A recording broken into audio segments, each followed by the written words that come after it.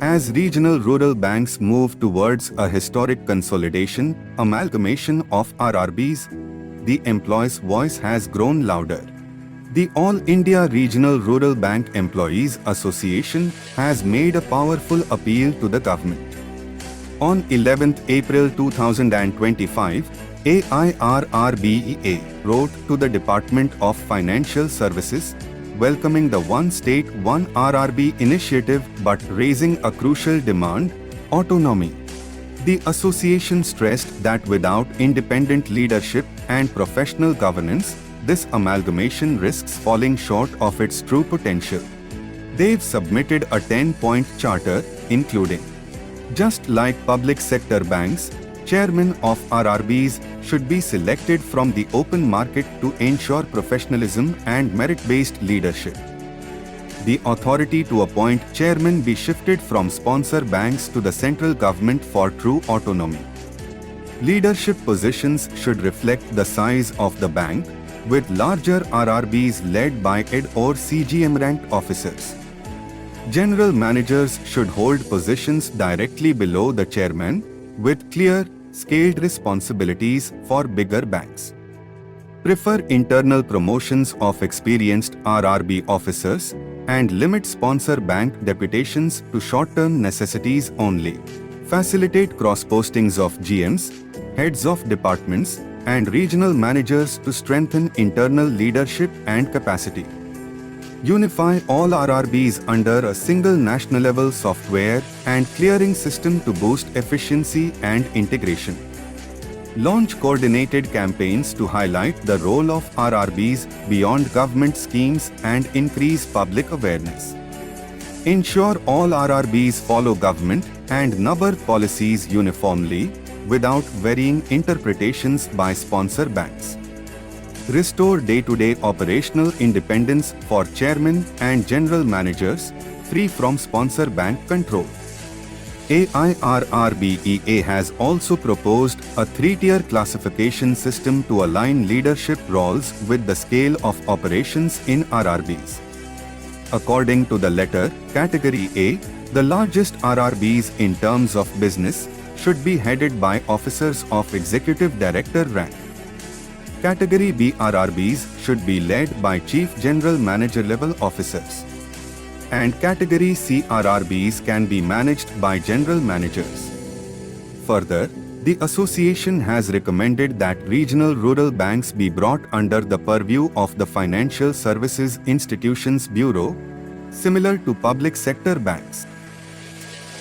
The letter emphasizes that this step would align the selection process and governance standards with the broader financial sector, helping to ensure transparency, accountability, and stronger institutional competence.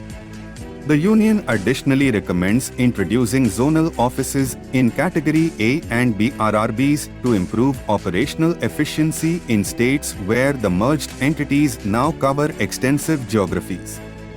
AIRRBEA backed the long-standing recommendation of the K.C. Chakravarti Committee for forming an independent selection committee to ensure transparency and merit in appointments.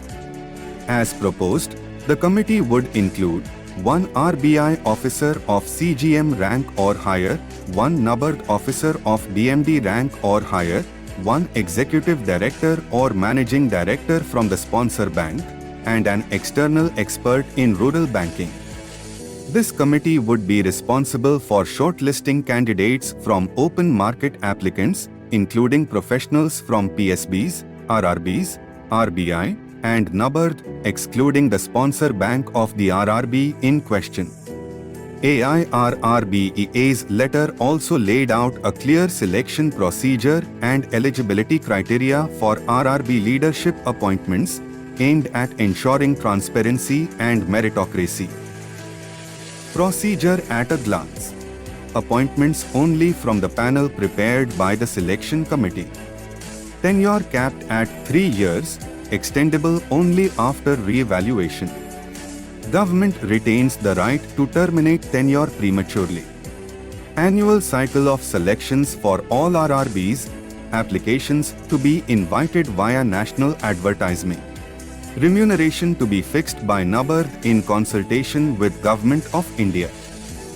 Eligibility at a glance. Minimum rank, Chief General Manager or equivalent.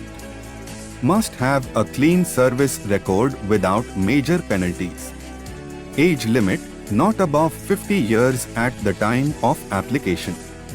Officer will be placed one level higher than existing rank for salary purposes. So, why is this debate heating up? Because the one state, one RRB policy is now fully underway and it's about to change the face of rural banking in India.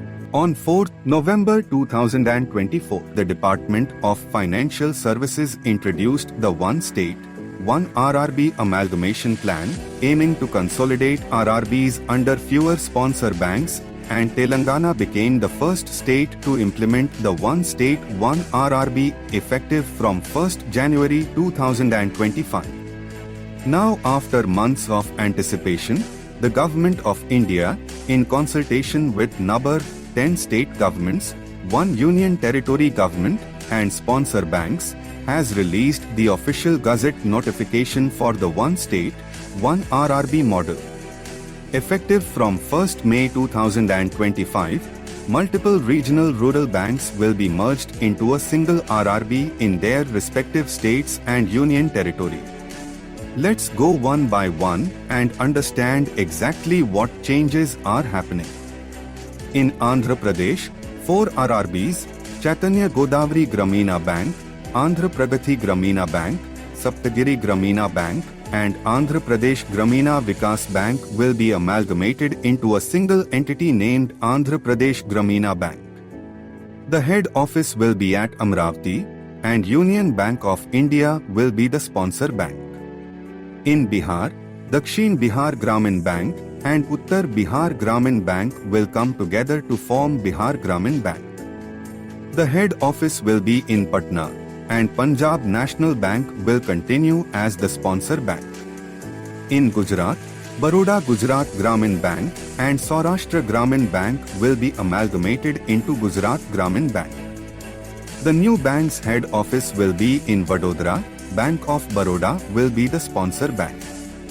In Jammu and Kashmir, J&K Grameen Bank and Ellakue Dehati Bank will amalgamate to form Jammu and Kashmir Grameen Bank.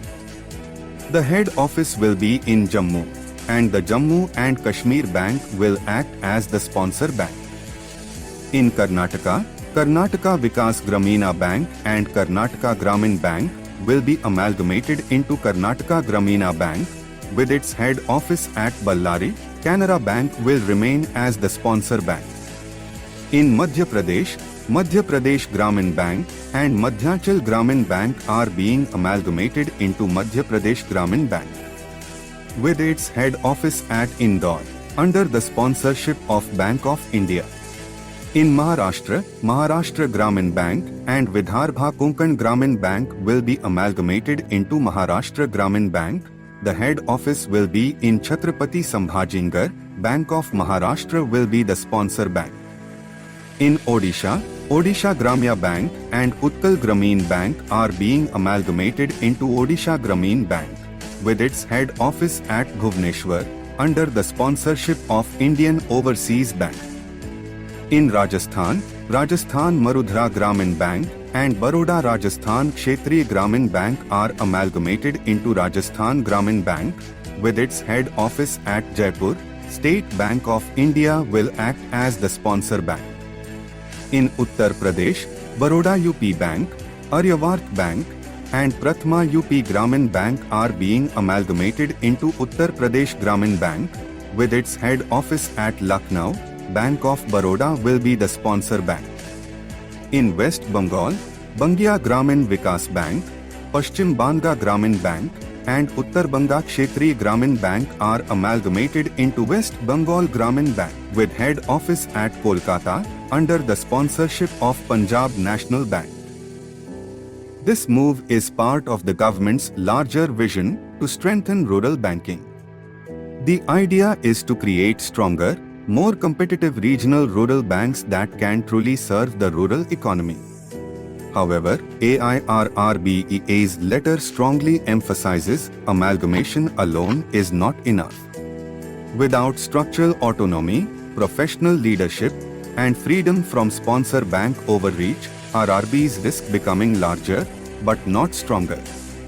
AIRRBEA says that these submissions were made with the grassroots experiences in the larger and long-term interest in strengthening the RRB system and seeking the kind attention and consideration of the authorities.